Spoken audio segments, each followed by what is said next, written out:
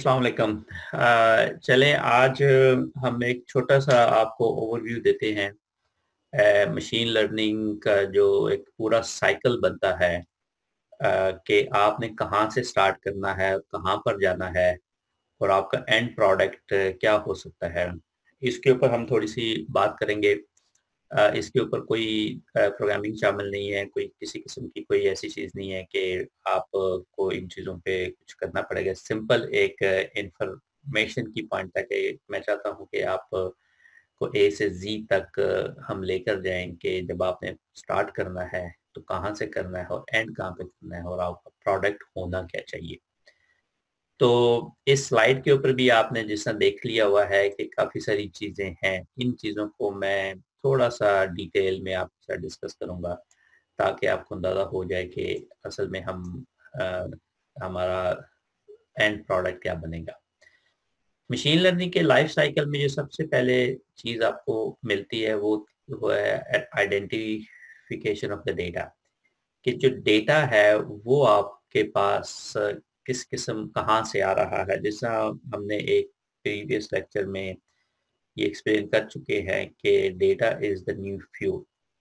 अब आपके पास इतना डेटा है तो उसको आपने इस्तेमाल करना है, लेकिन डेटा को आइडेंटिफ़ाई करना कि ये कहाँ से आ रहा है, किस किस्म का आ रहा है data, that is most important. ये आपका पहला स्टेप है कि आप ने इन्फॉर्मेशन कहाँ से ले रहे हैं, किस एरिया की आ रही है, बैंक की आ रही है, फाइनेंशियल आ रही है, इमेज की फॉर्म में आ रही है, आपकी स्टूडेंट्स की आ रही है, पेशेंट्स की इन्फॉर्मेशन आ रही है, गाड़ियों की आ रही है, जानवरों की इन्फॉर्मेशन है, कहाँ से? वो डेटा जो है ना, उसकी आइडेंटिफिकेशन सबसे पहले होती है, वो लाज़मी चीज़ है।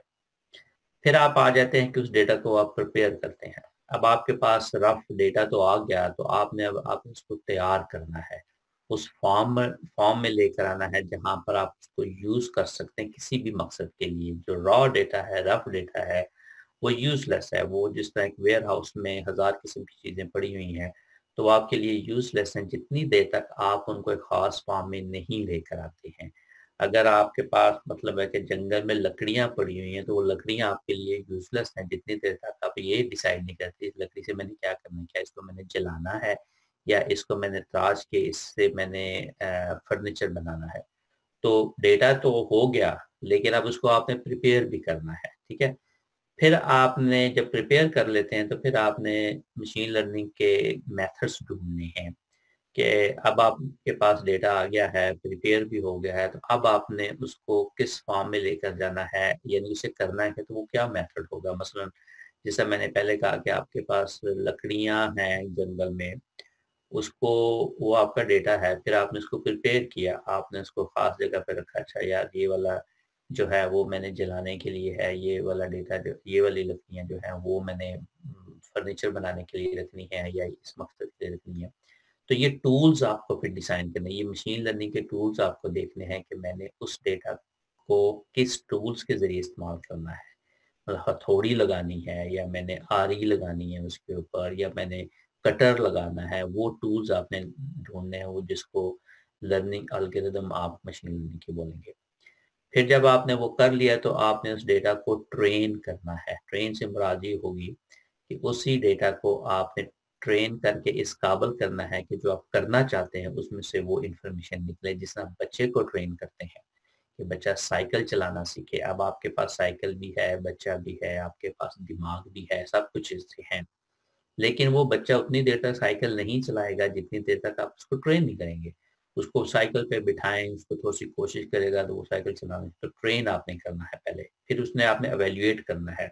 उसी बच्चे को जब आपने हाथ पकड़ कर साइकिल चलाना शुरू की, तो फिर आपने इवैल्यूएट करना है कि क्या ये बच्चा साइकिल ठीक चला रहा है? क्या ये अपना बैलेंस रख पा रहा है? क्या ये इसकी नज़र जो है वो स्ट्रीट पर है? क्या ये हैंडल को या इसके स्टीयरिंग को ठीक तरह से पकड़ रहा है? फिर जब आप उसको डिप्लॉय करते हैं, उसको चला के छोड़ देते हैं, तो फिर उसके ऊपर वो साइकिल चलाता है या डेटा जो है ना वो डिप्लॉय करते हैं, तो वो आपके आउटकम आना शुरू हो जाते हैं। फिर आप प्रेडिक्ट करते हैं कि अच्छा यार ये वाला जो काम है ये मैंने कर लिया है, अब मैंने प्रेडिक्शन करनी है कि अगर ऐसा ही एक और बच्चा आएगा तो कितनी देर में साइकिल चलाना सीख लेगा या सीख भी लेगा या नहीं सीख लेगा, क्योंकि आपने पहले एक काम कर चुके हैं। और प्रेडिक्शन के पास आपने उस प्रेडिक्शन को फिर असेस भी करना है कि ये जो मेरी प्रेडिक्शन की है, क्या ये 100% ठीक है, 90% ठीक है, 70% ठीक है। तो उसको आपने असेस भी करना है। अगर आपकी असेसमेंट कहती है कि ये 100% ठीक नहीं है, तो फिर you have to go back और आपने वही डेटा से स्टार्ट करना है कि कहाँ पे प्रॉब्लम आ रही है। डेटा आइडेंटिफिकेशन में मसला आ रहा है, प्रेपरेशन में आ रहा है, गलत एल्गोरिथम में लगा रहा हूँ, ट्रेनिंग में इशू आ रहा है, वैल्यूएशन में आ रहा है, डिप्लॉयमेंट में आ रहा है, किस में प्रॉब्लम आ रही है, ताकि आपकी प्रोडक्शन जो है ना वो इम्प्रूव करे।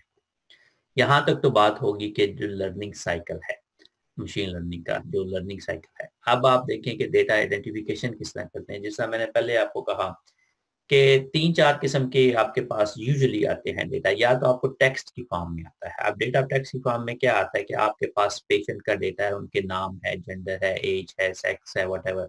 या आपके पास ईमेल का डेटा आता है, या आपके पास पेशेंट्स का के अलावा आपके पास फाइनेंशियल डेटा आता है, स्टॉक मार्केट का डेटा आता है। ये सारा डेटा जो है ना, ये टेक्स्ट की फॉर्म में होता है। एक खास फॉर्म होती है, ये इनके नंबर्स की फॉर्म में होते हैं। 1 2 3 में होगा, या अल्फाबेट्स में होगा, या अल्फान्यूमेरिक में होगा। तो ये टेक्स्ट की फॉर्म में आपके पास डेटा आता है। या फिर डेटा आपके पास इमेज की फॉर्म में आता है।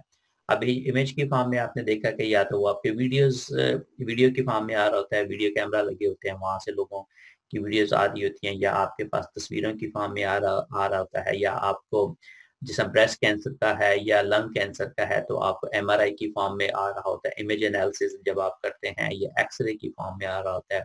तो ये वाला डेटा जो है जब इमेज की फॉर्म में आता है, तो इसको डील करने का एक अलग तरीका है। या फिर डेटा आपके पास जो है वो स्पीच की फॉर्म में आता है, जब मैं बोल रहा हूँ।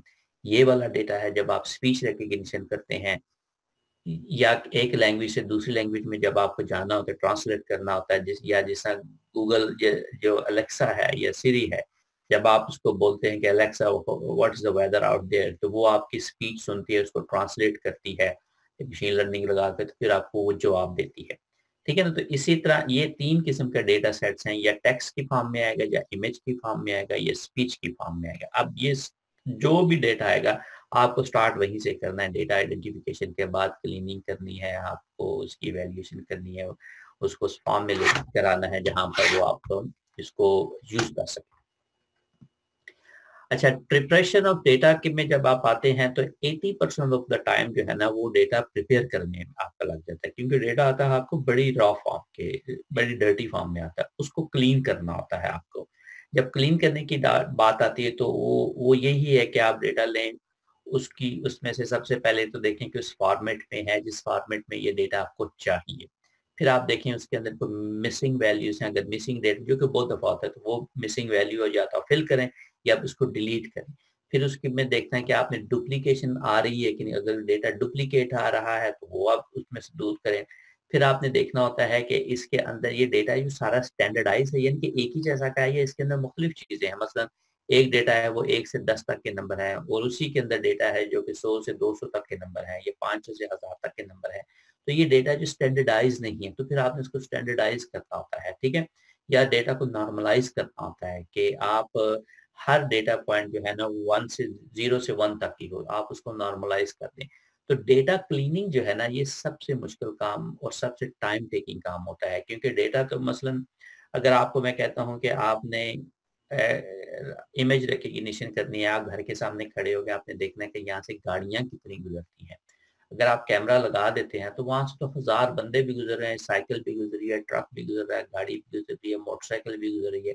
तो आपके पास बहुत सारे इमेजेस आएंगे, लेकिन आपने तो सिर्फ देखना है कि गाड़ियां कितनी हैं। तो फिर आपको डेटा क्लीन करना पड़ेगा, आपको इमेज देखने होंगे, आपको मोटरसाइकिल का इमेज निकालना होगा, आपको जो पैदल चल रहे हैं उसका इमेज निकालना होगा, जो साइकिल पे जा रहे हैं उनका निकालना है, सिर्फ गाड़ियों को देखना। अब गाड़ियों के अंदर भी आप कहते हैं कि अच्छा जी मुझे तो सिर्फ 4 डोर गाड़ी चाहिए, मुझे ट्रक नहीं चाहिए। ठीक है ना। मुझे छोटी मिनी कार भी शायद नहीं चाहिए, 2 डोर भी नहीं चाहिए, मुझे सिर्फ 4 डोर चाहिए। तो वो आपके लिए फिर 4 डोर में भी कहते हैं यार मुझे तो सिर्फ जापानीज गाड़ियों का डेटा लेना है, टोयोटा है, होंडा है, इस किस्म की गाड़ियों का। तो ये जो क्लीनिंग है ना, that is most important and it takes lot of time. इसके ऊपर जब आपका डेटा क्लीन हो गया तो फिर आगे लाइफ आसान हो जाती है। जब आप डेटा तैयार हो गया, अब आपका क्वेश्चन है आपने करना क्या है इस डेटा के साथ। आपका मकसद हयात क्या है, आपने इस डेटा को लेकर आगे क्या करना है। तो 2-3 चीज़ें आप डेटा के साथ करते हैं। या तो आपको डेटा एनालिसिस करते हैं, आप देखना चाहे इस डेटा के अंदर क्या ट्रेंड है। ट्रेंड्स आप देखते हैं, डिस्क्रिप्टिव एनालिसिस आप करते हैं कि अच्छा इस डेटा के अंदर मैं देख लूँ कि एवरेजेस क्या है वगैरह-वगैरह।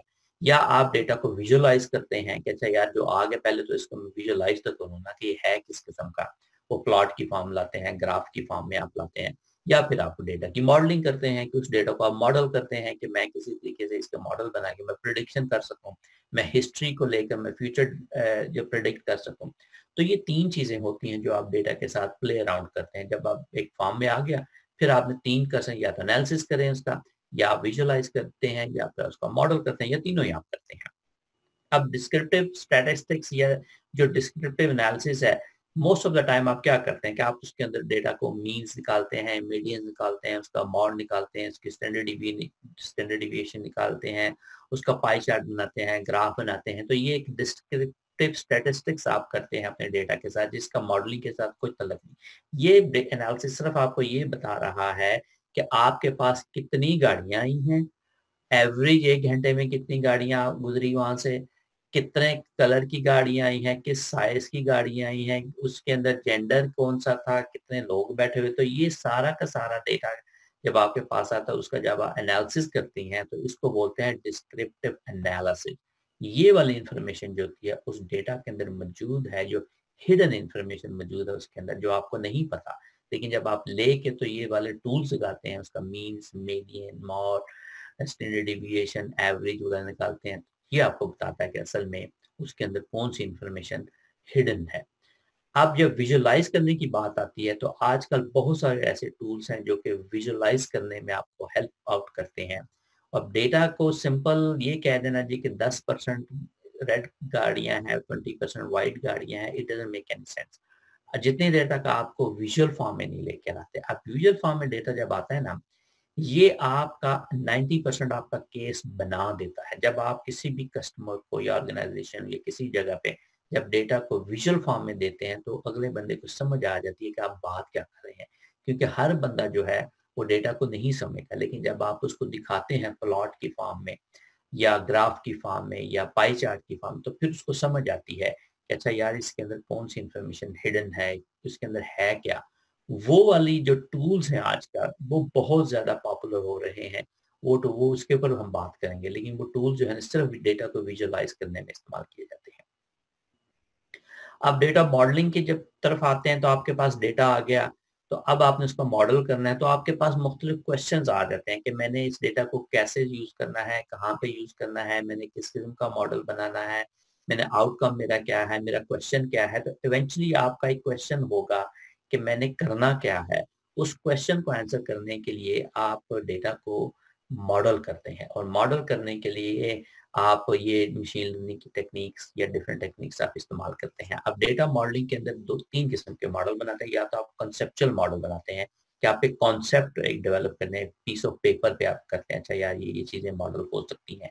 फिर या एक आप लॉजिकल मॉडल बनाते हैं। लॉजिकल मॉडल में क्या होता है कि आप डेटा को लेके तो आप एक कंप्यूटर प्रोग्राम बना लेते हो, या फिर लॉजिक बनाते हो कि अच्छा यार घंटे के अंदर मैंने देखा यहाँ पे 15 गाड़ियाँ गुज़री हुई हैं, ठीक है? तो आपका एक लॉजिक बना के हर घंटे में ऑन एवरेज 15 गाड़ियाँ गुज़रेंगी। दूसरा आपने देखा उन 15 गाड़ियों में 4 गाड़ियाँ जो थी ना वो 4 डोर थी। तो एक दूसरा लॉजिक है कि अच्छा यार हर चौथी गाड़ी जो होगी ना वो 4 डोर होगी। फिर आपने देखा कि उसमें से 3 गाड़ियाँ जो हैं वो रेड कलर की गुज़री हैं। तो ये आप लॉजिक एक बना रहे हैं। तो जब आप घंटे का डेटा लेकर 15 गाड़ियों का एनालिसिस करते हैं, तो एक लॉजिक बना के एक मॉडल करते हैं। अच्छा यार अगले आने वाला जो घंटा है उसमें से ऑन एवरेज 15 गाड़ियाँ गुज़रेंगी, उनमें से 4 ये होंगी, 3 ये होंगी, इस कलर की। तो ये अपना एक लॉजिकल मॉडल बनाया।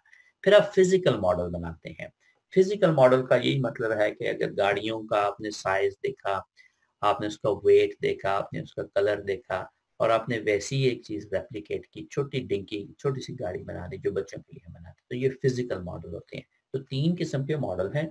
आपका कॉन्सेप्चुअल मॉडल बनाते हैं जो पीस ऑफ पेपर पे आप लिखते हैं, अच्छा या ये हो सकता है, या आप लॉजिकल मॉडल बनाते हैं जिसके अंदर ये आपका जितना भी मशीन लर्निंग का है, डीप लर्निंग का है, ये सारे मॉडल्स आ जाते हैं। या फिर आप फिजिकल मॉडल इसका बनाते हैं। फिर एक आप मैथमेटिकल मॉडल बनाते हैं कि जो जिस तरह आपने डेटा लिया, उसका एक कंप्यूटर प्रोग्राम लिखा तो आपने फंक्शन डिफाइन कर दिया, f equals f as a function of x। ये मैथमेटिकल मॉडल होते हैं, जिस तरह f इक्वल्स ma है, ये मैथमेटिकल मॉडल है। या y equals mc, y equals mx plus, ये स्ट्रेट लाइन की इक्वेशन है, या एक पोलिनोमियल की इक्वेशन है। ये मैथमेटिकल मॉडल होते हैं। अब ये मैथमेटिकल मॉडल हैं, ये या तो थ्योरेटिकल आप मॉडल बनाते हैं, लोगों ने थ्योरेटिकल मॉडल जिस तरह स्टैंडर्ड मॉडल है एटम का, या मुख्तलिफ लोगों स्टैंडर्ड थ्योरियां जो होती हैं वो मॉडल बनाते हैं, फिर वो डेटा फेक डेटा जनरेट करके उसको प्रूव करने की कोशिश करते हैं। या फिर आप डेटा लेकर उसमें से देखते हैं कि इसका मॉडल क्या बनेगा, अगर मैं एक्स की वैल्यू बढ़ाऊंगा तो वाई कहाँ पे जाएगा, अगर एक्स को प्लॉट करते हैं तो वाई का पैटर्न देखते हैं। तो ये एक मैथमेटिकल मॉडल होता है। हम मैथमेटिकल मॉडल नहीं बना रहे हैं, हम बना रहे हैं मशीन लर्निंग मॉडल बना रहे हैं। मशीन लर्निंग मॉडल का मतलब ये होता है कि डेटा से डेटा से डेटा मशीन लर्न करती है डेटा से, ठीक है। मैथमेटिकल मॉडल में आप ये करते हैं कि आप डेटा को लर्न करवाते हैं, ठीक है। डेटा आपने लिया, उससे आप मॉडल बनाते हैं, कि मैथमेटिकल मॉडल बनाते हैं, इक्वेशन बनाते हैं, प्रोग्राम लिखते हैं। लेकिन मशीन लर्निंग में आप कोई प्रोग्राम नहीं लिखते हैं, आप सिर्फ डेटा से लर्न करते हैं, पैटर्न देखते हैं। मशीन वो डेटा को देखती है, वो पैटर्न देखती है कि इस डेटा के अंदर कौन सा पैटर्न चल रहा है। 1 घंटे के अंदर वो खुद डिसाइड करता चाहे 1 घंटे के अंदर इतनी गाड़ियां गुजरती हैं, इतनी रेड कलर की है, इतनी ब्लू कलर की है, इतनी 2 डोर है, इतनी 4 डोर है, उनके वेट क्या है, उनके साइज क्या है। तो वो मशीन जो है ना वहां से लर्न करती है। तो आई होप कि इसके अंदर आपको ये अंदाजा हो गया होगा कि जो मशीन लर्निंग का साइकिल है वो क्या है, कि आपने पहले डेटा आइडेंटिफाई करना है, उसको क्लीन करना है, उसको रिफाइन करना है, फिर आपने अपने क्वेश्चन आंसर करने हैं कि आपने क्या आपको एक ट्रेडिशनल मॉडल चाहिए, आपने डिस्क्रिप्टिव मॉडल चाहिए, या आपको मशीन लर्निंग मॉडल चाहिए, या आपको मैथमेटिकल मॉडल चाहिए, या आपको कंप्यूटेशनल मॉडल चाहिए। तो वो सारा प्रोसेस जो है उसी वक्त होगा जब आप इस चीज को अंडरस्टैंड करेंगे कि किस किस्म का आपका डेटा है और आपका क्वेश्चन क्या है। स्टार्टिंग फ्रॉम फर्स्ट के आपका डेटा क्या है और आपका क्वेश्चन क्या है, उसके दरमियान ही ये सारी गेम चल रही है, उसके दरमियान ही ये सारी चीजें आपने सीखनी है। Thank you. आई होप कि आपको एक बेसिक चीज समझ आ चुकी होगी। If you have any question let us know. Thank you.